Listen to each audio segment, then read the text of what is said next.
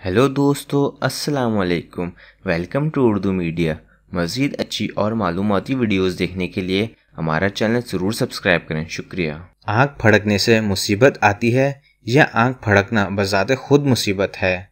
आम ख्याल के मुताबिक हमारे यहाँ मशरिक़ में अगर अचानक किसी की आँख फड़कने लगे तो इसे किसी नई मुसीबत का पेश ख़ैमा तस्वुर किया जाता है। लेकिन क्या ये हकीकत में आँख फड़कने से नई मुसीबत का नज़ूल होता है? इस सवाल का जवाब माहिरीन सेहत के अलावा वो शायद कोई आम आदमी ना दे सके।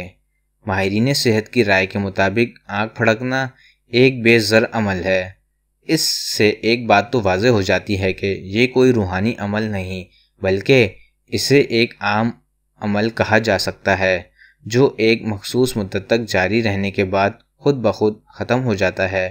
माहिरीन की जानिब से आँख फड़कने की वजूहात और इससे निजात हासिल करने के लिए चंद तजावीज़ शेयर की गई हैं। आम तौर पर आँख फड़कना इस अमल को कहते हैं जिसमें आँख का ऊपरी फफूटा बार बार हरकत करता है।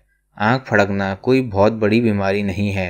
आम तौर पर ज़रूरत से ज़्यादा थकान, जीनाती ख़राबी, आँखों में दायमी ख़ारिश या नज़र के मसाइल की वजह से फड़कती है। आँख फड़कने से सिर्फ आँख के फफूटे ही गैर इदारी तौर पर हरकत करते हैं।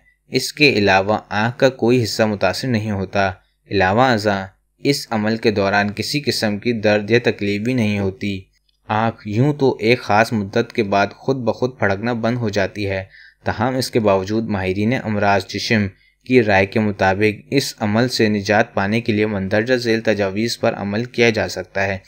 अगर अचानक कंप्यूटर पर काम करते हुए आँख फड़कने लगे तो फ़ौरन कंप्यूटर से नज़रें हटाकर कुछ देर आंखें बंद करके आराम करें। आँख के फफूटे के दरमियानी उंगली की मदद से गोलाई में आहिस्ता आहिस्ता सहलाएं। मुनासिब नींद लें और कैफ़ीन का इस्तेमाल कम से कम करें।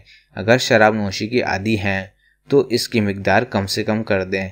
ज़्यादा से ज़्यादा पानी पिएं। ताहम अगर आँख फड़कने का अमल एक हफ्ते तक जारी रहे, आँख में सुर्खी, सूजश या पानी बहने लगे तो डॉक्टर से रिजू करें।